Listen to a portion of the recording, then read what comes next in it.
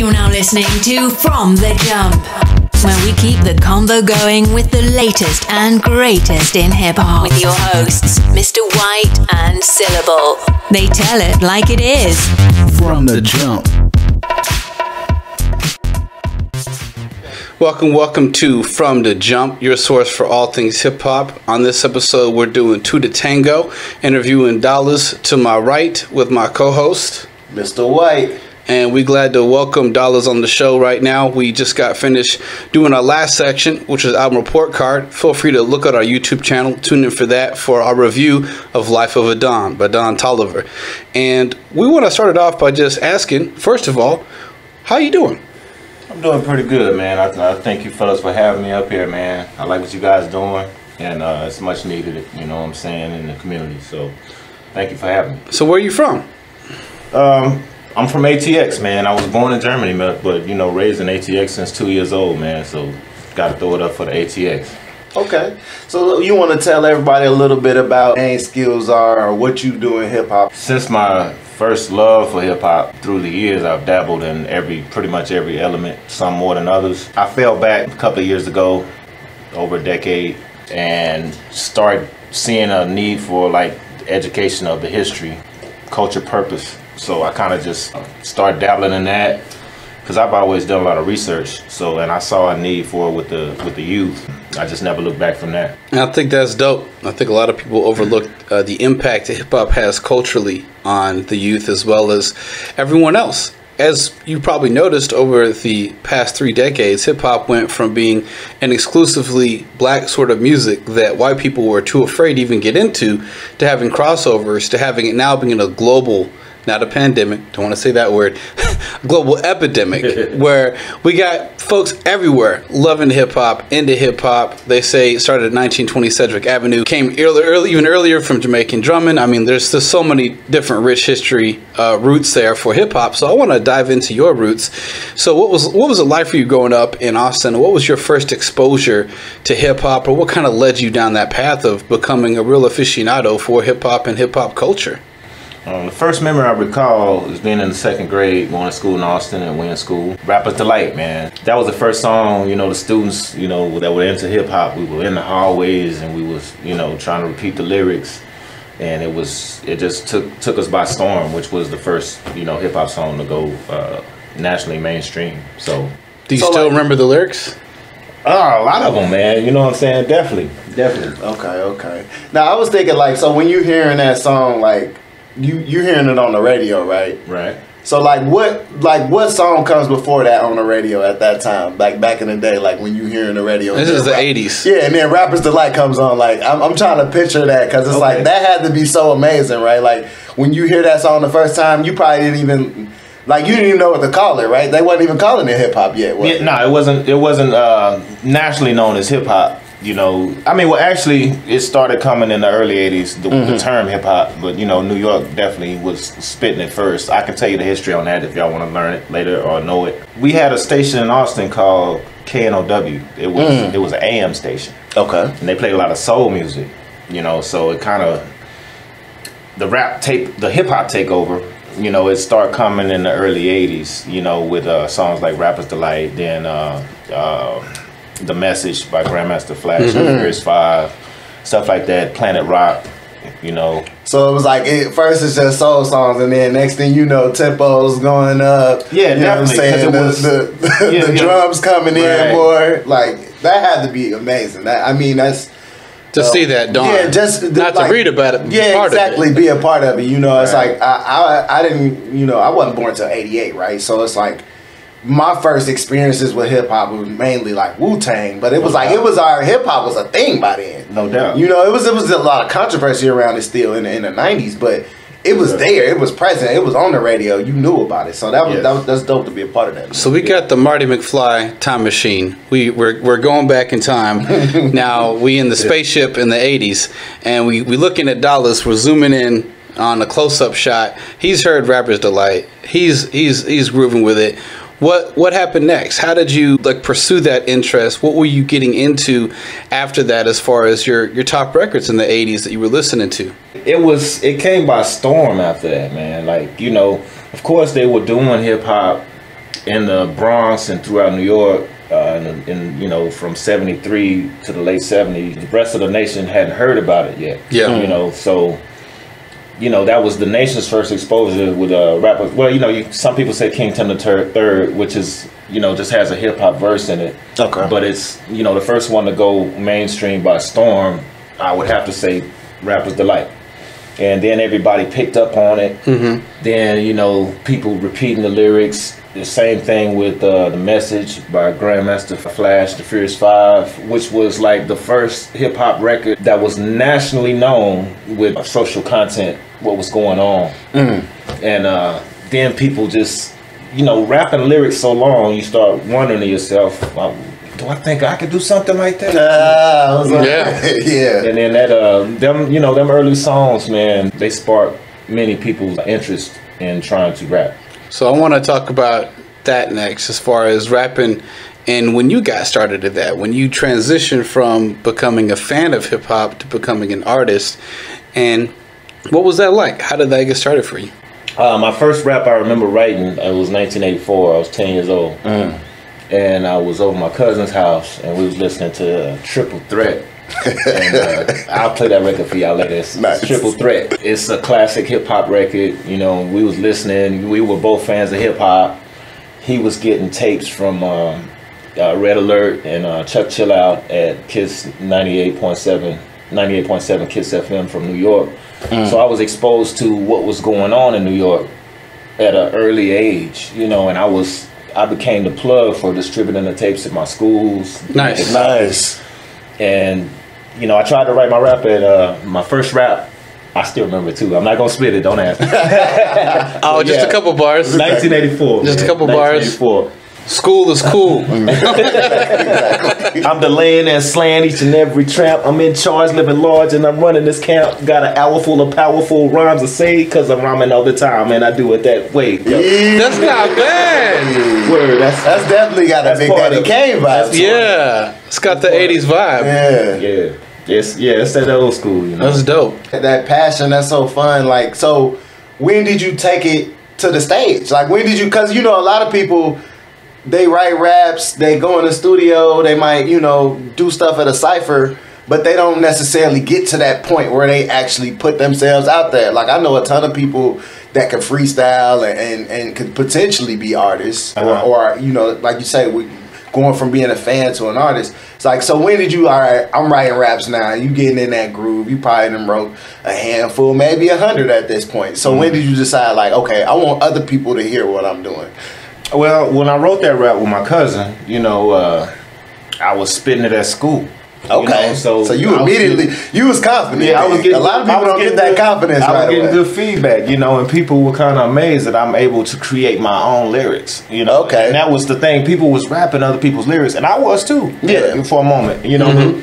When it was a big thing back then to be able to create your own lyrics with your own imagination.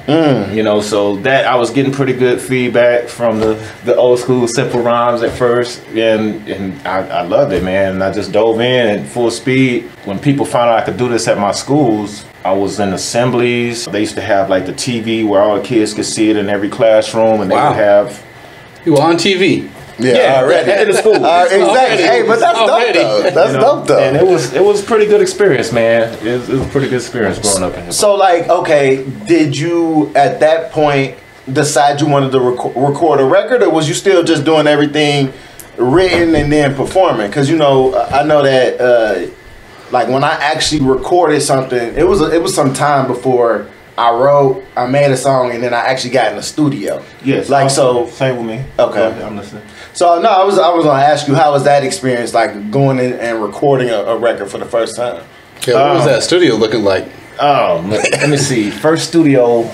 It was like a set tape recorder. I mean, well, what do you say? A house studio or like a home studio? Yeah, okay, anything. A home lab? Just the first actual studio you went into, whether it was home or in the lab. Well, what happened with me? Okay, I got to take you back to before the studio to understand it. Okay, sure. I was we had these double head cassette decks. I would take songs that were already out there and that had an instrumental piece, like maybe 4 bars or 2 bars, and I would cut and paste together with a double head cassette deck. And I got so good at tapes. it. I think that's what they... Right. Yeah. And I had other people asking me to make them for them, that other hip-hop artists or rappers that went to my school. So I started with that. And then I started, like, I started doing my first shows with beats produced like that. So wow. That led me to meet more producers that wanted to work with me and take me up on the wing. So it's like I started going to home studios first of people that wanted to work with me that had like SP12s, MPCs, EPS 16s. And stuff well, I feel like like even when I was young and doing it, like because it was expensive to have all of that hardware, you know, to be in the analog game, like people was pretty serious. Like so, even a home studio back then was a pretty relevant. Like that was probably somebody who was actually legit. It was mind blowing. Yeah, it was mind legit. blowing. You know, no doubt. And then you know from that stage to going to a big studio to maybe a state of the art studio. Definitely mind blowing. Like seeing an automated board for the first time, controls moving by themselves, and we like wow. It was crazy, man. It was crazy. Looking at the bus and the sins. It's like what? I ride the bus, but so let's talk about the culture of hip hop in the '80s and in the early '90s. Let's talk about what your experiences are there, and I want to start it off by asking you what was the first cipher or the first couple ciphers you remember, what that scene looked like, and then I want to go into further talking about how you got more involved in more notable artists that are performing. How did you start building with these folks, making those connections? In the early 90s where it was like real heavy on 6th Street, it would be like a crew of us, maybe like 4. It reminded me of like if you ever seen 8 Mile Eminem, where they just rolled up to the spot and they jump out, people already freestyling, you jump in to try to blow everybody out. And that's what it was going on, like in I say like 92-ish, something like that on 6th Street, and you had crews walking down, and when you see this, it's like hip hop is staring each other down. So is this like a weekend event? Like you, on this Friday we finna put on our Flyers gear. All right, Spot, we finna hop in the car. We going to 6th Street, and we about to drop our Flyers bars of the month. You know what I'm saying? Like I feel you, man. That's definitely what I loved about growing up in the 90s with rap. It was like, no doubt, it was so organic. Like that was just a part of what you did, right? Like you wasn't even like, it wasn't a question whether or not you was gonna be ready to rap. Like you was just ready to do it. Yes, it was a thing you did. So. Do you remember any of your bars from those ciphers? Anything that stands out that you were like, man, did I just freestyle that? I remember one. It was actually me, my old producer Ant lives in Atlanta now. He's doing big things. With me, Ant, T-Double, and it was a couple of more people. We down on 6th Street, and some guys came up to me, and we all in a cipher. And it was like at first it was like a battle cipher. It was like our crew and these other 5 guys, you know what I'm saying? And we going back and forth. And I heard the guy say in his rap, I've been rapping for 5 years, and he's going hard into the rap. And I was like, okay. And I spit a dope one. I just remember saying to him at the end of the rap, when everybody was like in awe, I was like, you say you've been rapping for 5 years? Well, time that shit by 2 before you come back here. You know what I'm saying? Everybody was just, oh, nice. And shut it down that night. Yeah, you know what I'm saying? dope. And that was, yeah, we had a lot of experiences doing that, man. And it was fun back then. And actually, it was dope because even the other dude I was battling thought it was dope. And we dapped up at the end. He said, you got me this time. And like next Nice. time we came back, we was 10 deep. They was with us. Nice. So it was dope. It was And dope. so that it's like an initiation. You building your crew. And so did that lead to you meeting some more prominent people in the hip hop community? Like when did you first start maybe meeting some more major or key figures in the industry? How did that happen? Okay, I'll get to that. Okay, well, I started doing shows in the late 80s for majors through hooking up with some of Austin's top promoters, seeing me. At the Mercury back then, right? The open mic at the Mercury. Mercury, I don't know if that goes back that far. Okay. Okay. Back then, if you want to name some clubs that was bumping, you had Liberty Lounge, The Union, Hip Hop City in the early 90s. You had Jamaican Racket Club, Catfish Station in the 90s, in the early 90s. It was lots more. But yeah, that's a lot of the Flamingo Cantina, of course. They've been around. Wow. I mean, a lot of them that we never knew the name. We just snuck in the back door and got an opportunity to get on the mic, you know. But it's like... People started hearing about Dallas. Well, not me. I mean, well, me too. But it was a couple of us doing this, you know. But I was definitely, in the beginnings, I was the youngest that was sneaking in the clubs with the older heads. The baby before the baby. Hey. I was, and a lot of people... tell me they've been to this and that, and I know you was on the east side of 35 at one point. I was on the west side sneaking in these clubs. And I saw who was in there, and they saw me.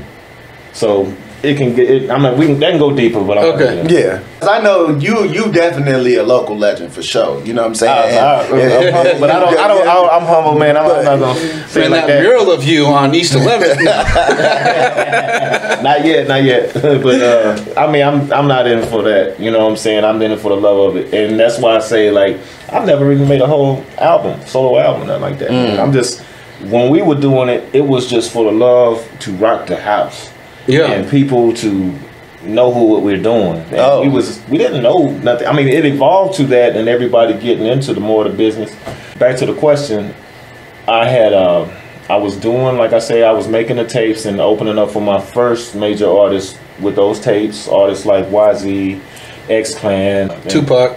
Yeah, and a lot of those shows, the audience, they were shocked that somebody that young, that's stuck in the club, is able to rock like these, older guys. And so that led me to other people that had connections that was like, hey man, let me take you under my wing, let me show you this and this and this. And then so eventually, long story short, wound up going to a convention in Atlanta called Jack the Rapper. And that was a popular convention in the 90s that it's like a picture South by Southwest, but nothing but hip hop. Wow. Okay. And so you go in there, you seeing all the hip hop celebrities nationwide, man. It was huge, And I think Jack the Rapper passed in the late '90s or so, and they stopped having them. But it was the place to be, and it moved from city to city. But it was the place to be to get your network on. So who'd you meet? Oh man, plenty of people, man. Just to name a few, man. I was hanging out with Nicky D, Arrested Development. We met Tupac, we met Big, we met Left Eye, we met Too Short. Well, we spoke to him. It's too many to name, bro. It's just imagine a room full of celebrities. Like, it was held at I went in 1993. So it's almost like you like at a hip hop mecca. So it's like you look left, you see somebody major, you look right, you see somebody like everybody there was. I can tell you so much, and that could be a whole nother podcast of what happened. And it's it was just getting to rub elbows with a lot of major celebrities. I mean, back then, if you can imagine a time when Tupac was way bigger than, Snoop was way bigger than Tupac, at that time. And I mean, we met Big and Puff before nobody knew who they were. Nobody knew who they were. Like Big, Puff, he had worked for Andre Harrell. Yeah, he was. Records, yeah, exactly. He was producing. But nobody really paid exec. attention to the producer back then. No. But once we met him, he gave us the first copy of Big's first single, Party and Bullshit. And it was me, Crash, and Twist, my other partner. We was down there with Andre Walker, who used to run South by Southwest. He was the second person behind Kid Worthy to run South by Southwest. The hip hop. So we're down there and we're talking to Puff and Big, and it was just a trip. We was in a Cypher with ODB, and by the end of the year, and we didn't know who they were. But by the end of the year, we're seeing all these people blowing up. We like, wait a minute, that's dude. That's dude. Yeah, exactly. And it was crazy, bro. What was it like meeting Biggie? Biggie was quiet when I met him, man. It was Puff doing most of the talking, and he approached us. They pulled up in this big Suburban, and they jump out, And me and Crash and Twist are standing there, and we got on like these matching striped shirts with these baggy pants, and we got our crew look, you know. And so Puff came over to us, and he looked. And as soon as he got out, he was like, "Y'all crew." Y'all look, yeah. And we were like, "Yeah." He said, "Y'all performing?" We were like, "Man, we down here networking, you know." And we actually wound up sneaking in. That's another story. Nice. But yeah, so you know, we chopping up with him. We were like, "Well, yeah, this is my partner, Big." We said what's up to him and started talking to him for a second. But you know, we didn't have we had a longer conversation with Puff than Big.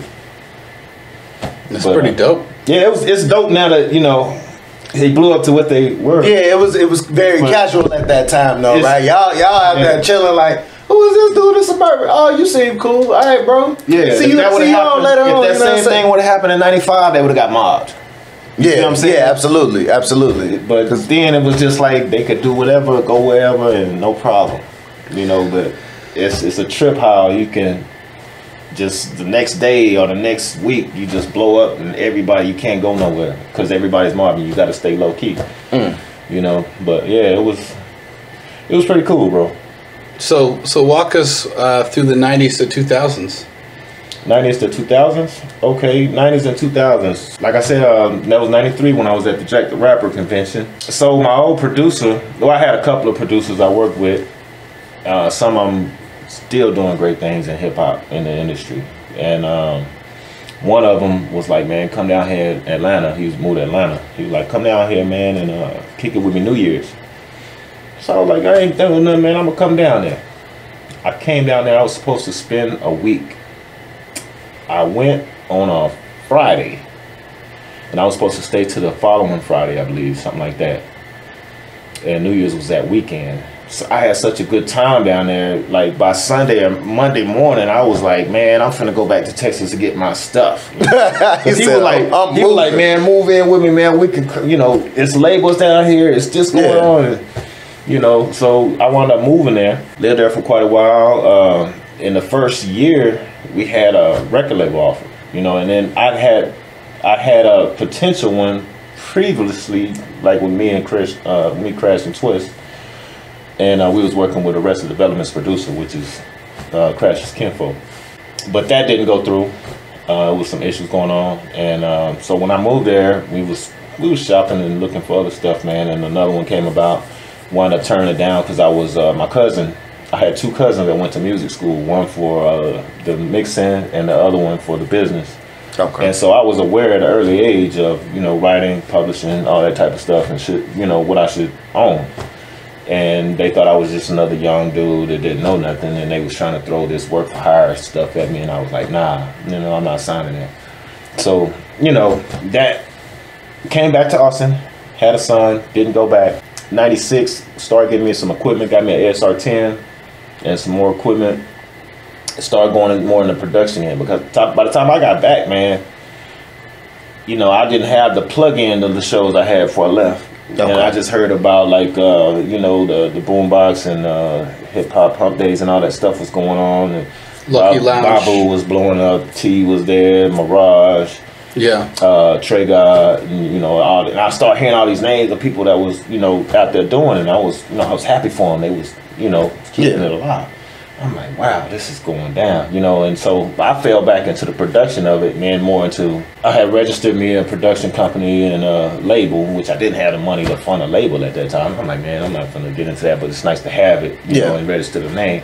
For sure. Pac passed, Biggie passed by 96, 97, and then like the Screw era kicked in, and that goes to another story in Texas.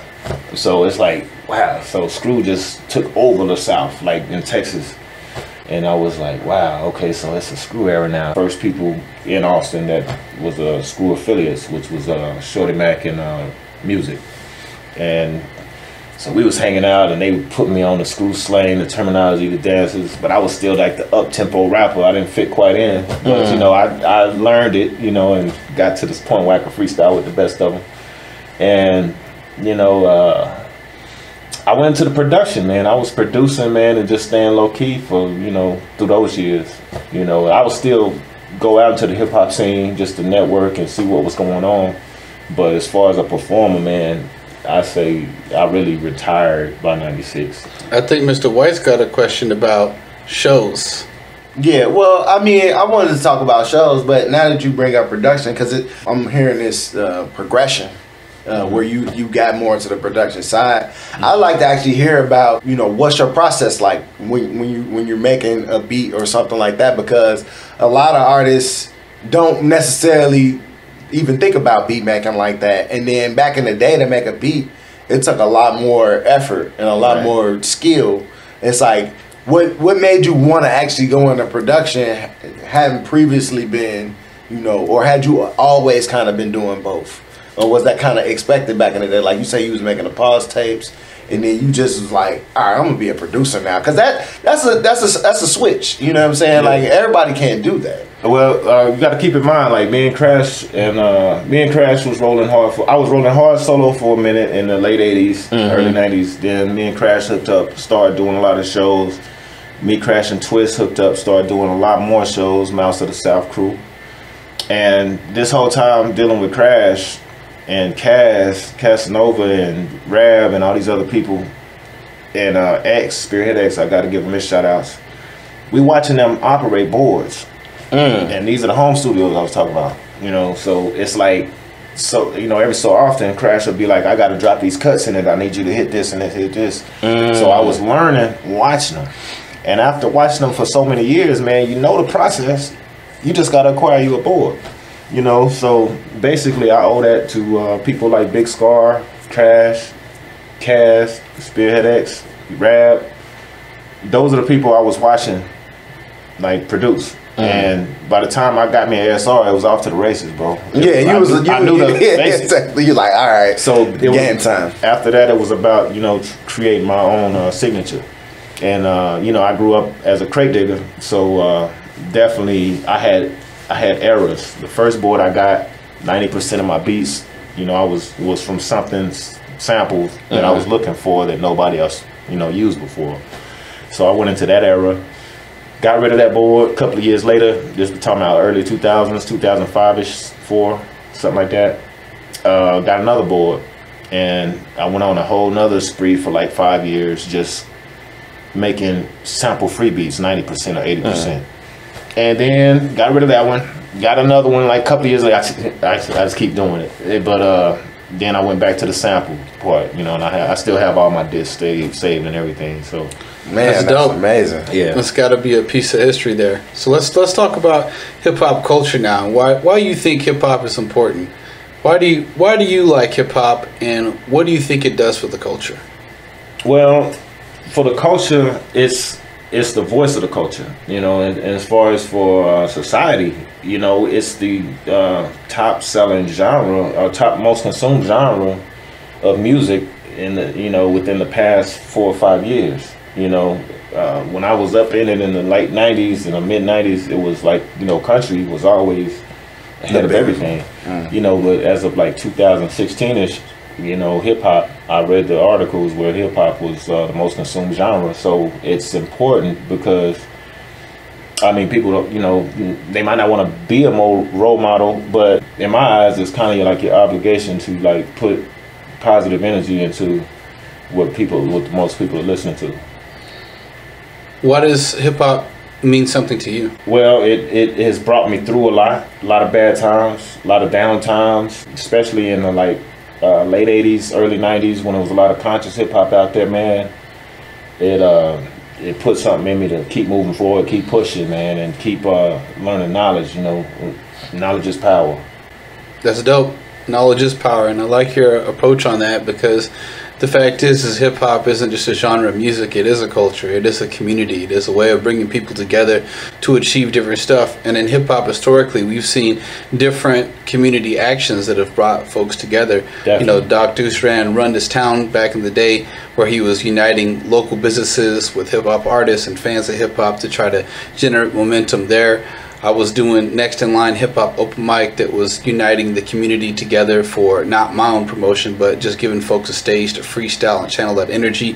And we've had a lot of really cool and dope moments here as well as elsewhere. in the nation when it comes to hip hop. Whether we're talking Africa Mabata and Zulu Nation, getting kids off the streets, doing something besides being on the streets, but actually getting into arts and community music. I know you're an advocate of something like that, and you at one point were throwing around thoughts about maybe getting a program together to educate kids and use hip hop as a vehicle, right? We got Asheru's Help Hip Hop Education Literacy Program, where he used hip hop lyrics to teach kids that didn't really do well in school, right? And it's just dope how you see different forms of that. But I just kind of want to talk about like where your perspective is on that and where you kind of originated that feeling from, and thought process.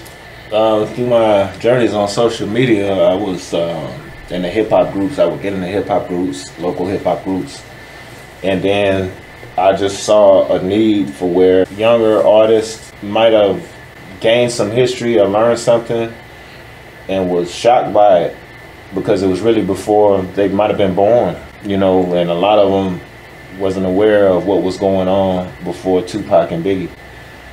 So I saw a need to give them direction to where to go to research more about the history and the roots of it, because I feel that if you're not aware of some of your good beginning roots, you're a leaf, you're weak. You need to get connected to those roots and understand what's the purpose and the history of the culture you claim to love. I had people calling me from out of state that started asking me that actually teach hip hop curriculums, would ask me for different knowledge and things like that, or direction, and I would lead them. And I'm like, why doesn't Austin have any schools like this? Nice. Word. Yeah, and I mean, that's one of those things where I think that, it's like history that's being written right now. Everybody wants to talk about old stuff that happened 100, 200, 300, 400 years ago, but it's like we're writing a new history chapter with hip hop, right? And I think it would be foolish to say that it's just rap music, right? Like, I mean, there is stuff going behind the scenes with the producers, the DJs, the people that are doing dance, the fashion, like all of the stuff that you see when you see an artist on the screen that makes their image is in some way tied to hip hop culture. It's a reason behind that.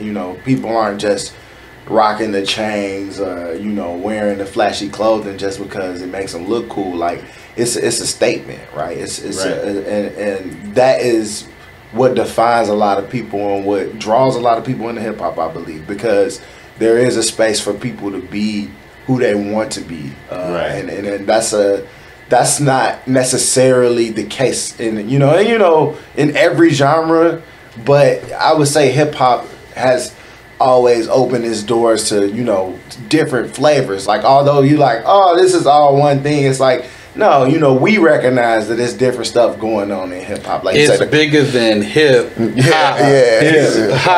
Hip hop. Absolutely. You got the crunk on that. It's basically 9 elements of hip hop, and that's the thing. Like, 4 of them unspoken, and that's the thing. I mean, even the spoken ones, the b-boys and graph artists, in my opinion, don't get enough shine. They get it, but not at the level of most rappers and DJs. So we got to keep that in mind when you're talking about hip hop culture, because it's more than just rap, Definitely. And that's why I respect you, because I feel like you're one of those leaders in the community that understands that it is bigger than hip hop, and it isn't just about the image. It's about, why do we want to try? Why are we trying in the first place? Because the past don't define the present. Past don't define the future. We are writing that right now. And speaking of right now, we're going to wrap this interview up pretty soon, but I wanted to touch base with you and see, is there anyone you've listened to after 1985 that you like? Is there anyone post 2000 era that you sound real old? If there's anything post 1973, Gil Scott Heron Revolution won't be televised. No, is there? As far as like post 2000s, right now it's crazy when you think about it, because it feels like it's not that long ago, but it's been 20 years. People have been born in 2000 that are 21 years old now. But as far as, let's maybe take it 2010s to 2021. Is there anybody that you like that you feel is actually popping?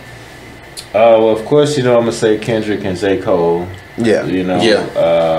It's a lot of people that impress me with a lot of different songs, But the reason I would say Kendrick, because he has a lot of dope, solid albums, you know, and that's what was going on in the 80s and the 90s.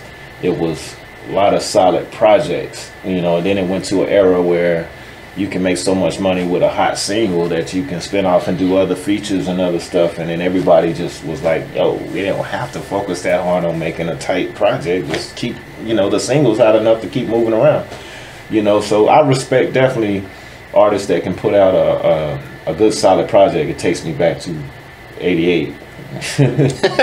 You know what I'm saying? So you and I collaborated on a song. You provided the dope ass beat for it, Native Austinite, about the changes going on and what's real and what's not as far as Austin, Texas goes. So I know you make beats. You're a good producer. So wanted to give you a shout out there, and also give you the stage right now if you want to direct people to a place where they can find you to get beats or to work together. Feel free to do your shout outs. I'll tell you what, if you want tracks, I'll hook you up. Just find me on Facebook, Byron Chambers, BJ Dollars, you know what I'm saying, and I'll send you to the links. I have some on SoundCloud. I have about 50 or so on there. But I have way more that haven't been uploaded. I think I got to my max limit, you know. So I left he maxed out over here, all right? So don't worry. He got enough beats for your next 10 projects. So just hit him up. No doubt, no doubt. What's a message you want to leave the audience and or the youth with in regards to hip-hop as we wrap up? The youth. Understand that if you study your roots, the further you go back and you realize that, you know, it was a lot more artists that were original. They had their own original identity. It can take you a lot further. You know, it expands your mind. You can grow and you can find your true self as opposed to being what's hot. You can be the next hot artist on your own. Understand there's a lot of crazy stuff going on in the world, and a lot of positive messages are needed to get people's minds in the right place. You can post something positive on social media, most people gonna scroll right past it, you know, but when you post some ignorance or some bullshit, everybody's gonna, it's gonna get there, they're gonna gravitate to it. So, you know, it's behind music, knowledge is needed. That's dope. Like hip hop used to have more balance, and that balance needs to come back. You know, we need just as many conscious artists as we do with the wilding out artists. So you heard it from Dollars here today that behind hip hop, knowledge is needed. Keep that in mind, and want to thank you for joining us for another episode of From the Jump. Thank y'all for having me. Peace.